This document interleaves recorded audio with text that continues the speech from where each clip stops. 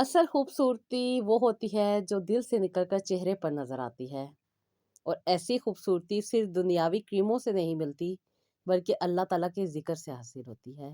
अस्सलाम वालेकुम, welcome to रूहानी डायरीज। और आज मैं आप लोगों के साथ बहुत सी ऐसी बातें डिस्कस करने वाली हूँ, और ख़ास तौर पे मेरी वो बहनें जो बहुत ज़्यादा परेशान रहती हैं और कहती हैं कि आप ही कुछ ऐसी चीज़ें भी बताएं जो हमारी ना सिर्फ खूबसूरती में इजाफा करे, बल्कि हमें हर दिल पसंद बना दे। तो जी बेशक, हर लड़की का ये ख्वाब होता है कि वो खूबसूरत लगे, उसका चेहरा हसीन लगे, वो सबको पसंद आए। तो आपकी आज मैं ना सिर्फ इनर ब्यूटी आपकी इन्हेंस करने वाली हूँ, बल्कि आपकी आउटर ब्यूटी भी उसके साथ-साथ इन्हेंस होगी। तो जी, जो लोग क्रीम्स यूज़ करते हैं, आज लोग वो ज़रा अलर्ट हो जाएँ कि आप लोग अगर क्रीम नहीं यूज़ करेंगे, तो भी आप बहुत ज़्यादा खूबसूरत हो जाएँगी। और आज मैं आप लोगों के साथ वो कुरान पाक की सूरत भी शेयर करूँगी, जिसके पढ़ने से ना सिर्फ खूबसूरती आती है, बल्कि इंसान दिलों के तौर पे दिलों से अटैच हो जाता है, जिसकी वजह से लोग आपको पसंद करते हैं, लोगों की ज़िंदगी में आपकी वजह से खूबसूरती आती है, खुशी आती है, और वो आपके साथ रहना पसंद करते हैं।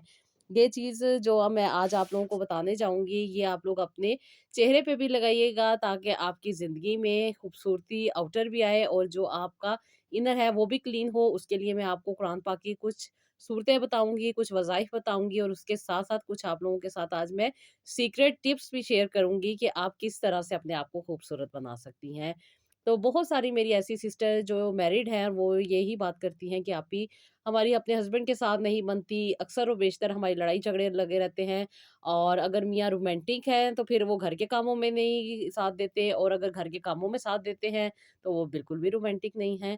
तो ज़िंदगी में खूबसूरतियाँ चलती रहती हैं, और हर कोई चाहता है कि उसकी ज़िंदगी खूबसूरत हो। खूबसूरती बज़ाहिर आपका चेहरा खूबसूरत होना नहीं होता, आपका चेहरा जितना मर्ज़ी खूबसूरत हो जाए, आपका कलर जितना मर्ज़ी फेयर हो जाए, लेकिन अगर आपके अल्फ़ाज़ ही दूसरे को तकलीफ़ दे रहे हैं, तो फिर उस खूबसूरती का कोई फ़ायदा नहीं। तो ऐसी खूबसूरती हम हासिल करेंगे, जिससे हमारा ना सिर्फ़ ज़ाहिर खूबसूरत हो, बल्कि हमारा बातिन भी खूबसूरत हो जाए। तो जी, कोई मुश्किल नहीं है, बहुत आसानी के साथ आप लोग इसे अपनी ज़िंदगी में ला सकते हैं। और बहुत सारी मेरी ऐसी बहनें हैं जो बताती हैं कि आप ही हमारे रिश्ते नहीं हो रहे, और रिश्ते ना होने की मेन वजह जो वो बताती हैं, मोस्टली वो यही बताती हैं कि हमारा या तो कलर टैन है, या कलर बहुत ज़्यादा डार्क है, या कुछ ना कुछ ऐसे मसले मसाइल बता रही होती हैं, जिसकी वजह से वो बहुत ज़्यादा परेशान होती हैं। तो आज हम उन्हें भी डिस्कस करेंगे, और साथ ही साथ हम देखेंगे कि और कौन-कौन सी ऐसी चीज़ें हैं जो इंसान को बहुत ज़्यादा प्रॉब्लम में डाल रही होती हैं। क्योंकि अल्लाह से रिश्ता जो लोग मज़बूत करते हैं, दिल से जो लोग अल्लाह ताला से जुड़े होते हैं और इंसानों के साथ ज़्यादती नहीं करते, तो फिर उन्हें भी इंसानों की जो ज़्यादतियाँ हैं, वो कम तकलीफ़ देती हैं। तो जो लोग तहज्जुद में दुआ करते रहते हैं और हमेशा अपने आप को अपने रब के सामने पेश करते हैं और कहते हैं कि अल्लाह ताला हमारे में जो गलतियाँ हैं, जो परेशानियाँ, तकलीफ़ें हमें चल रही हैं, उनको दूर कर दे, तो अल्लाह ताला ज़रूर मदद करते हैं, और अल्लाह ताला ज़िंदगी को आसान भी बना देते हैं। तो जब भी इंसान परेशान हो, तो अपने रिश्ते को मजबूत करने के लिए अल्लाह ताला से ज़रूर दुआ किया करें। और दुआ एक ऐसी चीज़ होती है जो इंसान को बहुत सारी मुश्किलात से बचा लेती है। अक्सर सिस्टर कहती हैं कि आप ही जब हस्बैंड हमें कुछ कहते हैं या उनकी कोई बात हमें बुरी लगती है, तो हम बहुत ज़्यादा ना बुरा फ़ील करते हैं, और दिल से बददुआ भी निकल जाती है। लेकिन ये सिस्टर, आप लोग इस बात का ज़रूर ध्यान रखा करें कि कभी भी हस्बैंड को बददुआ ना दिया करें, क्योंकि जब एक हाथ तुमने खाना जो घर को सँभाल रही है, बच्चों को पाल रही है, घर के काम-काज कर रही है, घर को अच्छे तरीके से लेकर चल रही है, और मियाँ के साथ ज़िंदगी गुज़ार रही है, तो जब उसके दिल से कोई बददुआ निकलती है, तो यकीन मानिए वो बहुत जल्द कबूल हो जाती है। और जब बददुआएँ कबूल होती हैं, तो फिर भुगतना भी औरतों को ही पड़ता है। ये बात भी याद रखा करें, खुदा ना ख़वास्ता अगर उनके साथ कुछ बुरा हो जाए या उनके साथ कोई प्रॉब्लम आ जाए, तो भी औरत को ही फ़ेस करना पड़ता है। तो कोशिश किया करें, बददुआ ना दिया करें, क्योंकि वो उल्टा आप ही को असरअंदाज़ कर जाती है। सेकेंडली अगर बात की जाए, तो बहुत सारी ऐसी सिस्टर हैं जो कहती हैं कि आप ही हमारे हस्बैंड के साथ जो है अच्छा टाइम नहीं गुज़रता। तो ज़ाहिर-सी बात है, हस्बैंड भी काम से आते हैं, काम करके आते हैं, थके हुए होते हैं और बहुत सारी ऐसी मसरूफ़ियात होती हैं, जिसकी वजह से वो बहुत ज़्यादा परेशानी के आलम में घर में आते हैं। क्योंकि बाहर तो वो काम कर रहे होते हैं, उनके पास ना ही बेड पे लेटने का टाइम होता है, ना ही बैठने का टाइम होता है। अक्सर और बेशतर आप देखिए ऑफ़िस वर्क चल रहे होते हैं, कुछ लोग फील्ड में काम कर रहे होते हैं, तो थके-हारे जब लोग वो घर आते हैं तो फिर ज़ाहिर-सी बात है, उनके लिए तो बेड ही एक ऐसा जगह है जहाँ पे उन्हें सुकून मिलता है। और अगर आपके हस्बैंड आपको टाइम नहीं दे पा रहे, तो खुद से कोशिश करें, अपनी रूटीन में थोड़ा चेंज लेकर आएँ, छोटे-छोटे लम्हात को खूबसूरत बनाने की कोशिश करें और हर वक़्त जो गलत किस्म की बातें होती हैं, वो मियाँ के साथ ना किया करें। फिर ये सवाल आता है कि अगर मियाँ के साथ ना किया करें, तो फिर किसके साथ किया करें? तो सिस्टर, मेरा कहने का मतलब ये हरगिज़ नहीं है, ज़ाहिर-सी बात है आप लोग भी घर की रूटीन से तंग आई होती हैं, जो लोग ससुराल में रहती हैं, बहुत सारी ऐसी चीज़ें, बातें हो रही होती हैं, जो कि मियाँ को बतानी ज़रूरी हो जाती हैं। लेकिन सबसे पहले ना आप अपना एनालिसिस करें, अपने आप को राइट अंडरस्टैंडिंग दें कि क्या आपके लिए बेहतर है और क्या आपके लिए नहीं बेहतर है। क्या डायरेक्टली मियाँ के साथ गिले-शिकवे कर देना बेहतर है या पहले उसके लिए एक प्रॉपर अपने आप को प्रिपेयर करना, मियाँ को प्रिपेयर करना और फिर वो बात करना। क्योंकि जब आप एक नॉर्मल सी बात को भी गलत तरीके से करती हैं या बदतमीज़ी के साथ करती हैं, तो वो बहुत ज़्यादा मियाँ के दिल पे असरअंदाज़ होती है और उसके साथ उसके रवैये में भी काफ़ी चेंज आता है। लेकिन आप सख्त से सख्त बात भी अगर अच्छे बिहेवियर के साथ उन्हें कहती हैं और अच्छे अंदाज़ में उनके आगे पेश करती हैं, तो वो ना सिर्फ़ उसको बड़े लाइटली आपको उसका सॉल्यूशन दे देंगे, बल्कि उसको आपके हक़ में वो लेकर आएँगे ताकि आपको किसी किस्म की कोई तकलीफ़ ना हो। इंसान का जो इख़लाक़ है, चाहे मर्द का हो, चाहे औरत का हो, वो दिल पे बहुत ज़्यादा असर करता है। लेकिन हमने एक-दूसरे को बहुत फॉर ग्रांटेड लिया होता है, बहुत ही ज़्यादा एक-दूसरे को ईज़ी ले लेते हैं, जिसकी वजह से अपना सबसे ज़्यादा गुस्सा भी इन्हीं रिश्तों पे उतर रहा होता है और सबसे ज़्यादा मोहब्बत प्यार भी इन्हीं रिश्तों में हो रहा होता है। तो सिर्फ़ सिस्टर, अगर कुछ बातें जो घर में बुरी लग रही हैं या आपके कुछ प्रॉब्लम है, अगर मियाँ घर में काम नहीं कर रहे, आपके बहुत सारे काम जो हैं वो घर के रुके हुए हैं या आपके घर में किसी के साथ अनबन चल रही है, ससुराल वालों के लिए ख़ास तौर पे बात कर रही हूँ, तो अपने मियाँ के साथ बड़े ही तरीके से बात किया करें। उसे डायरेक्ट ये ना करें कि आपकी अम्मी ने या आपकी बहन ने ये बात कह दी या ये बात कर दी। पहले तो मियाँ को ना इज़्ज़त की ज़रूरत होती है। मियाँ से बात करने से पहले पहले उसकी थोड़ी-सी ना वो करनी पड़ती है, बटरिंग करनी पड़ती है। उनका ख़्याल करना पड़ता है, उनका एहसास करना पड़ता है। छोटी से छोटी जो उनकी तकलीफ़ है उसको ना बड़े प्यार से टैकल करना पड़ता है ताकि उन्हें लगे कि कोई उनकी केयर कर रहा है, कोई उनकी तकलीफ़ को समझ रहा है। और जब आप अपने मियाँ के साथ ऐसा रवैया रखती हैं और उसको ऐसा एहसास दिलाती हैं कि आप उसकी सबसे ज़्यादा फ़िक्रमंद रहती हैं उनके लिए, उनकी तकलीफ़ को उनसे भी ज़्यादा फ़ील करती हैं, तो यकीन माने हस्बैंड भी जो अपनी वाइफ़ होती है उनको बहुत ज़्यादा रिस्पेक्ट देते हैं। बहुत उनका ख़्याल और एहसास करते हैं क्योंकि मियाँ चाहता है कि जब वो घर में आए एक पुरसकून माहौल मिले और उसके साथ-साथ इस सुकून को हासिल करने के लिए वो बहुत ज़्यादा कोशिशें भी कर रहे होते हैं। ऐसा नहीं है कि वो दिल से ऐसा चाह रहे होते हैं कि उनके घर ख़राब हो, बल्कि बहुत सारे ऐसे अवामिल होते हैं जो उनके दिमाग में चाह रहे होते हैं। लेकिन ख़वातीन जो हैं वो भी ज़ाहिर-सी बात है एक बहुत ज़्यादा प्रेशर से गुज़र रही होती हैं, तकलीफ़ से गुज़र रही होती हैं।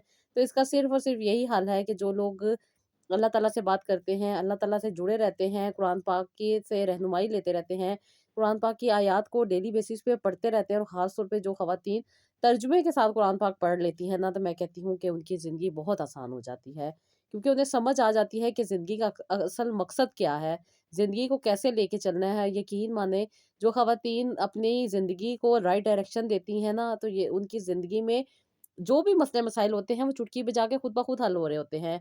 और जो सिस्टर है मेरी जो अनमैरिड हैं, वो यही कहती हैं कि आप ही हमारे रिश्ते नहीं हो रहे, रिश्तों में प्रॉब्लम चल रही है और रिश्ते ना होने की मेन वजह जो बताती हैं, वो अपनी खूबसूरती बताती हैं। तो सिस्टर्स, आज आप लोगों के लिए भी और जो मैरिड ख़वातीन हैं, उनके लिए भी, मतलब कि सबके लिए ही ये चीज़ें बहुत ज़्यादा यूज़फुल है और कुरान पाक का ये अमल तो बहुत बहुत बहुत फ़ायदा देता है। अगर आप चाहती हैं कि आपकी खूबसूरती में इज़ाफ़ा हो, आपके अल्फ़ाज़ों में इज़ाफ़ा हो, खूबसूरत अल्फ़ाज़ों में, आपकी सोच अच्छी हो, आपकी जो भी इनर आपके प्रॉब्लम हैं वो सॉल्व हो जाएँ, तो उसके लिए आपको सबसे पहले तो ये फाइंड आउट करना चाहिए कि कोई आपको हार्मोनल इश्यू तो नहीं है। क्योंकि बहुत सारी मेरी बहनें, मोस्टली बहनें और आजकल कहूँ तो बहुत सारी ही बहनें, बल्कि सारी ही बहनें जो है थोड़ा बहुत हार्मोनल प्रॉब्लम से गुजर रही होती हैं। जब आप बहुत ज़्यादा इमोशनल हो रही होती है ना, यानी कि आपको बात-बात पे रोना आ रहा होता है, छोटी-छोटी बात दिल पे लग रही होती है, या कोई भी आपके साथ ऐसा प्रॉब्लम हो रहा होता है, तो यकीन मानिए ये हार्मोनल प्रॉब्लम है। इसमें आपके जो हार्मोन्स हैं वो फ्लक्चुएट कर रहे हैं, वो सही जगह पे बैलेंस नहीं है, जिसकी वजह से आप बहुत ज़्यादा इमोशनल हो रही हैं, और इस ज़्यादा इमोशनल होने की वजह से आप बहुत सारे ऐसे स्टेप उठा लेती हैं जिसकी वजह से आपको बाद में शर्मिंदगी का सामना करना पड़ता है। जैसे मुझे एक सिस्टर ने कॉल की थी और उन्होंने मुझे कहा था कि आपी मैं उन्हें बहुत पसंद करती हूँ, मैं उनके साथ शादी करना चाहती हूँ, लेकिन वो मेरी बात को नहीं समझते और ना ही वो मेरे लिए रिश्ता लेकर आ रहे हैं, मेरी एज गुज़रती जा रही है और काफ़ी मसले मसाइल थे उनके। तो मैंने उनको एक ही बात बताई थी कि बहन, सबसे पहले तो आप मुझे ये बताएँ कि आपका जो मंथली साइकिल है वो कैसा है? फिर उन्होंने मुझे बताया अपने जो उनकी रूटीन थी, जो भी उनका था, तो ये उन्हें कहीं न कहीं कुछ प्रॉब्लम चल रही थी। अच्छा, फिर मैंने उनकी उस प्रॉब्लम को पहले सॉल्व किया। मैंने कहा अभी आप 2-3 हफ्ते ज़रा ठहरे ना, अब उसके बाद मुझे अपनी फीलिंग्स के बारे में बताइएगा। तो फिर जब वो उन्होंने उस बातों पे अमल किया और अल्लाह के करम से और अल्लाह ताला की रहमत ने उन्हें ठीक किया, और उसके बाद जब मैंने उनसे वो बातें पूछी, तो कहती नहीं आपी ये तो बहुत नॉर्मल सी लग रही हैं। मैंने उनसे ये बात की तो उन्होंने ये बात भी एक्सेप्ट कर ली, उन्होंने ये बात भी एक्सेप्ट कर ली। अब ये हो रहा है, अब ये हो रहा है, तो मतलब कि वो प्रॉपर खुश थी। तो मैंने उन्हें यही कहा कि देखिए सिस्टर, आपके साथ जो प्रॉब्लम चल रहा था वो ये नहीं था कि आपकी बात नहीं मानी जा रही, आपकी दुआ नहीं सुनी जा रही। अल्लाह ताला आपकी दुआ को एक्सेप्टेंस नहीं दे रहे या आपकी दुआ कबूल नहीं हो रही। असल मकसद और असल वजह जो थी वो आपकी अपनी सोच में थी। आपको अपनी राइट डायरेक्शन नहीं मिल रही थी कि आपने क्या करना है। तो कहती हैं कि आपी ये बात तो मैंने सोची नहीं थी, क्योंकि जब भी इंसान डॉक्टर के पास जाता है तो डॉक्टर तो नहीं इंसान को कहता कि आपके जो मूड स्विंग्स हैं या जो भी आपके प्रॉब्लम चल रहे हैं वो इस वजह से चल रही है, कह रही वो तो डायरेक्टली मेडिसिन लिख देती है, और आपी आपने तो मेडिसिन भी नहीं दी और अल्लाह का शुक्र है कि ये सब चीज़ें ठीक हो गई।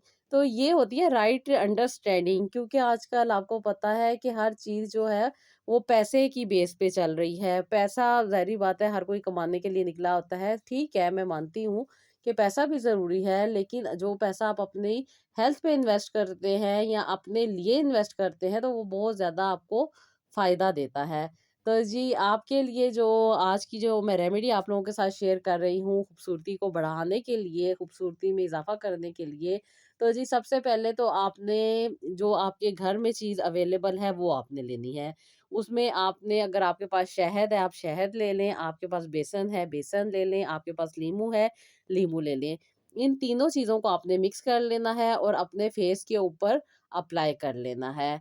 अच्छा, अब आप अपने अप्लाई करना है, ये नॉर्मल एक मास्क है जो अक्सर वो बेशतर लोग घरों में इस्तेमाल करते हैं। कुछ लोग बनाना मास्क इस्तेमाल करते हैं, कुछ लोग हर तरह की जो आपकी स्किन है उसके अकॉर्डिंग आप यूज़ कर सकती हैं। लेकिन जिनके स्किन के ऊपर फेशियल हेयर है उनके लिए मैं एक और मास्क आपके साथ शेयर करूँगी, वो बहुत ज़्यादा उसका फ़ायदा होगा।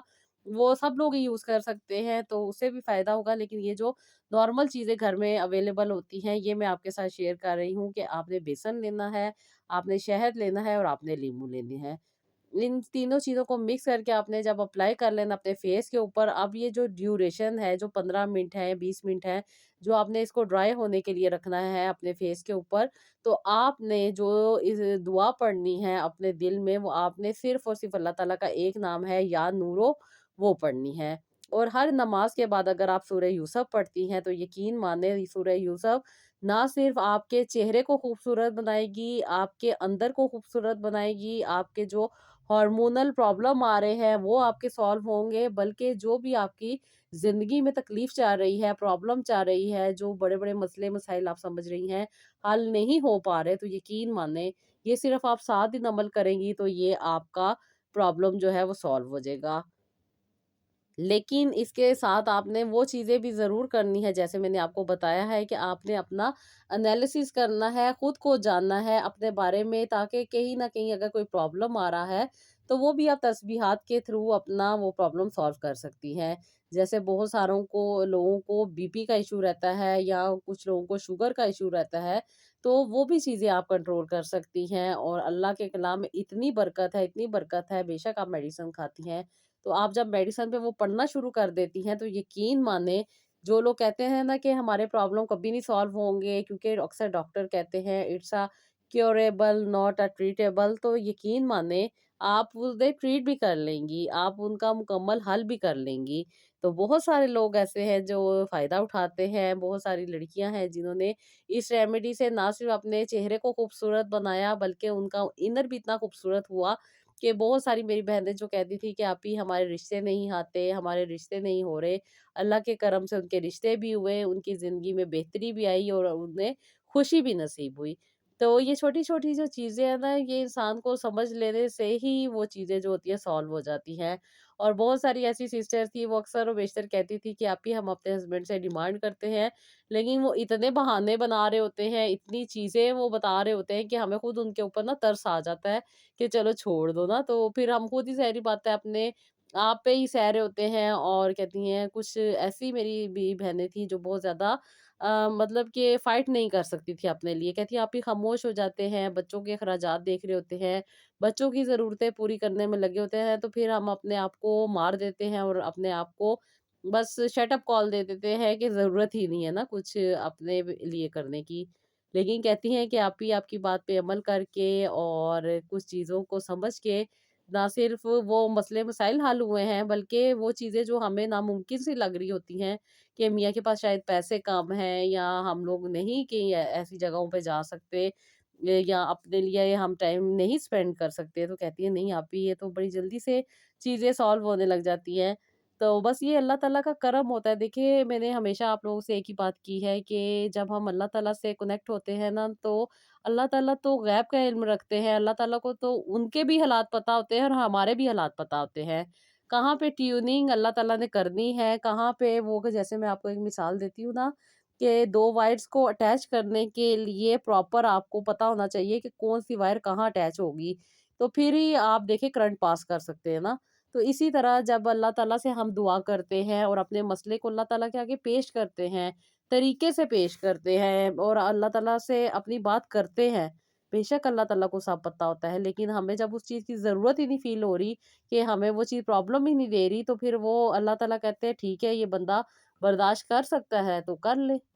लेकिन जब हम अल्लाह ताला से दुआ करते हैं, अल्लाह ताला से माँगते हैं, तो अल्लाह ताला हमें देते भी हैं और ज़िंदगी को भी खूबसूरत बनाते हैं। बहुत सी सिस्टर हैं जो पीसीओएस से गुजर रही होती हैं, पीसीओएस से गुजर रही होती हैं, मूड स्विंग्स आ रहे होते हैं, जिस्मानी थकन का उन्हें बहुत ज़्यादा परेशानी रहती है और मिजाज में कहती है चिड़चिड़ाहट रहती है, शोहर से दूरी रहती है, हर वक्त चिड़चिड़ापन होने की वजह से, जिस्म के खिंचे रहने की वजह से बहुत ज़्यादा अजीब सी प्रॉब्लम का सामना करना पड़ रहा होता है। तो कहती हैं कि आप ही इसी वजह से हम अपने हस्बैंड को टाइम नहीं दे पा रहे होते हैं और वो बहुत ज़्यादा मूड उनके ज़्यादा हमसे ज़्यादा स्विंग होने लग जाते हैं। और भी छोटी-छोटी बात पे लड़ने लग जाते हैं और इस सारी लड़ाई का जो असर हो रहा होता है बच्चों के ऊपर हो रहा होता है। तो सिस्टर मैं आप लोगों से यही कहूँगी कि खुद को इल्ज़ाम नहीं देना चाहिए। देखिए ये हार्मोनल डिसबैलेंस जो हैं ये हर औरत को फेस करने पड़ रहे होते हैं। हर औरत के बीच में ये चीज़ जा रही होती है। आप ये नहीं कह सकते कि अगर आपको अच्छा फ़ील हो रहा है तो वो उसमें आपके हार्मोन्स नहीं काम कर रहे, या अगर आप बहुत ज़्यादा सैड हैं तो उसमें आपके हार्मोन्स काम नहीं कर रहे। सबसे पहले इनको जब आप देखते हैं, समझते हैं अपनी बॉडी को, तो आपकी ज़िंदगी खुद ब खुद भी बेहतर हो जाती है।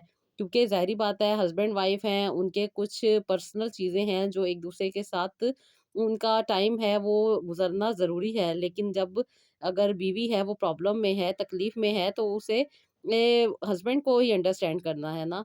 तो आप बजाए ये कि खुद में ही उस चीज़ को बर्दाश्त करती रहें, अपने शौहर को नरमी से आगाह करें, उससे बात करें कि मुझे कुछ दिनों से चिड़चिड़ापन है, जिस्म में थकावट है, मगर मेरी मोहब्बत में कमी किसी चीज़ की नहीं है। मैं इन चीज़ों की वजह से परेशान हूँ। तो इससे ये होता है कि एक पॉइंट हस्बैंड को क्लियर हो जाता है कि मेरी बीवी की तबीयत ख़राब है।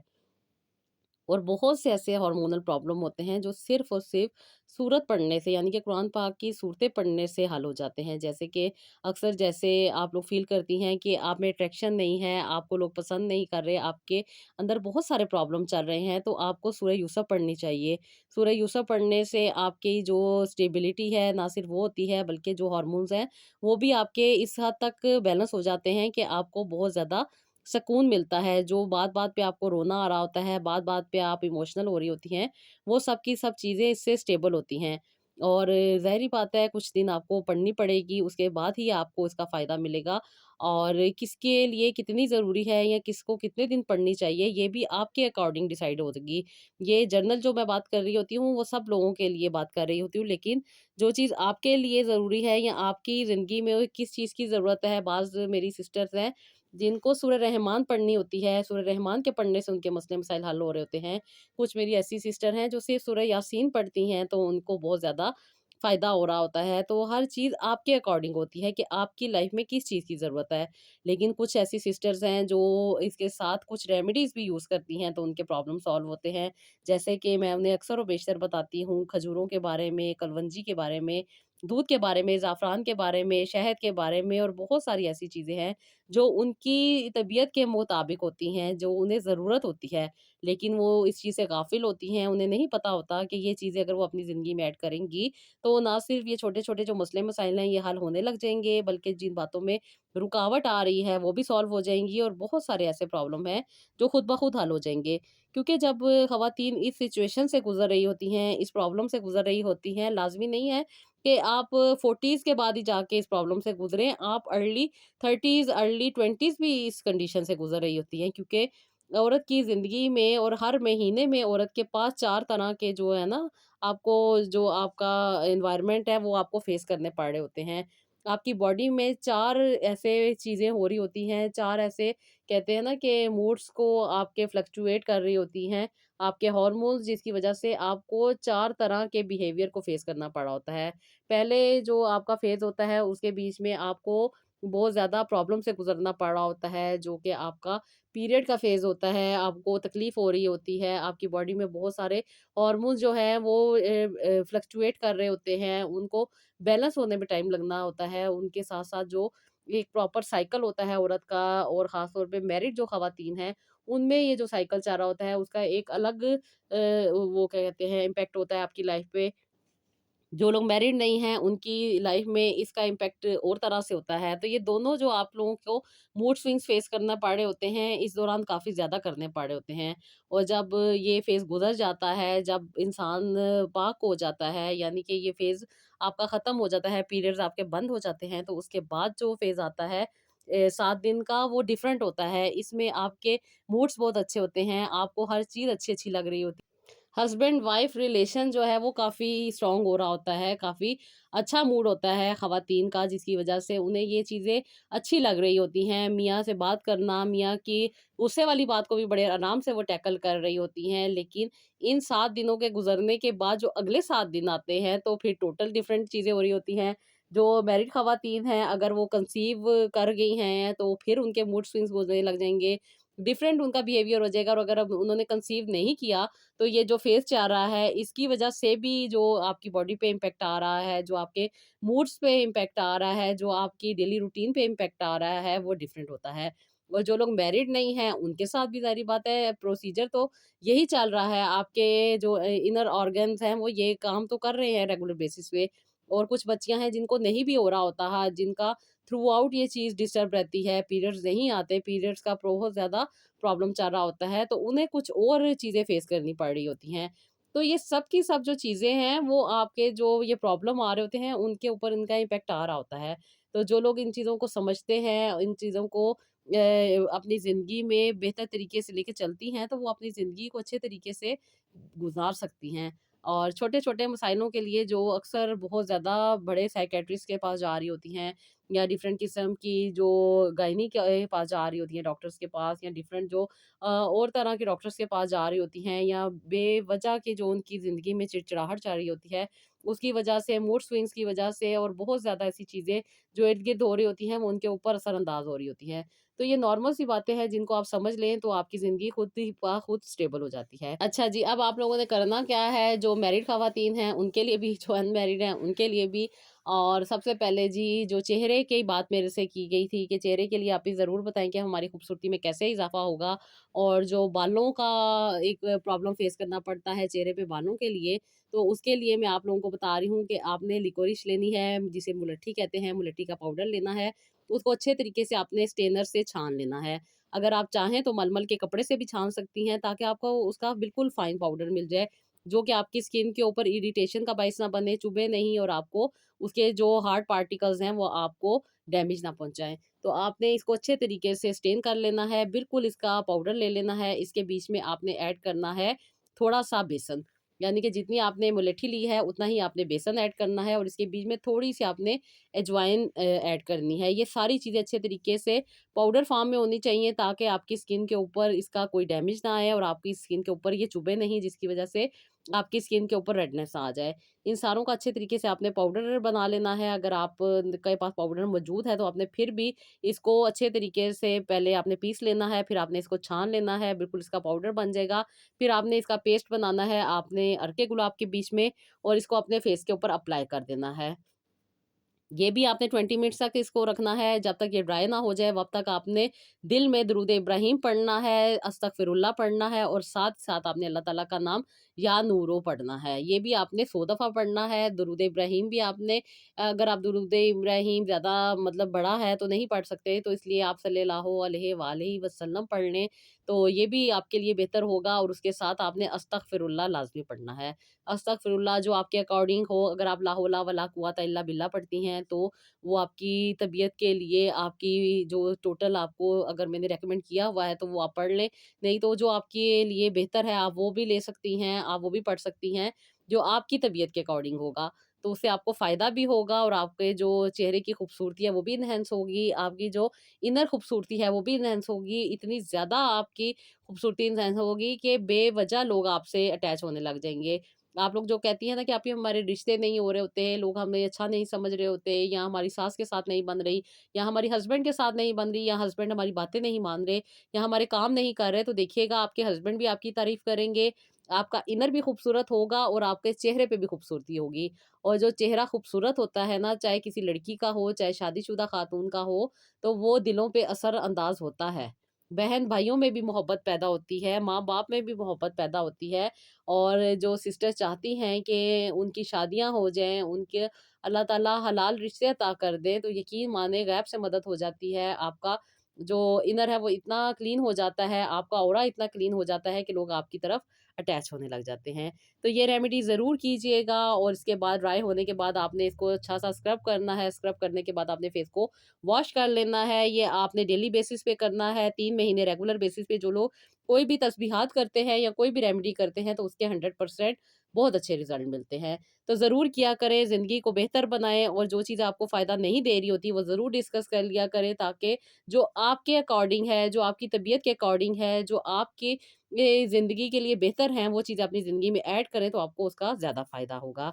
तो जी, ये आज छोटी-छोटी बातें थी, बहुत सारे सवाल थे जो कि मैंने इस व्लॉग में कवर करने की कोशिश की है। बाकी भी अगर आपके कोई सवालात हों, इसके अकॉर्डिंग हो या इससे डिफरेंट भी हो, तो आप मुझसे कर सकती हैं, जिसके लिए आपको इंस्टाग्राम पे मुझे डीएम करना होता है, तो वहाँ पे आपको गाइड कर दिया जाएगा कि किस तरह आप मुझसे बात कर सकती हैं, और किस तरह हम अपना टाइम मैनेज कर सकते हैं, और किस तरह हम इन प्रॉब्लम को सॉल्व कर सकते हैं। तो जी, आई होप आपको इससे बहुत ज़्यादा फ़ायदा होने वाला है। इसको ज़रूर अप्लाई कीजिएगा, अपनी ज़िंदगी को बेहतर बनाइएगा, दुआओं में याद रखिएगा, और नेक्स्ट व्लॉग के लिए इजाज़त दीजिएगा। अल्लाह हाफ़िज़।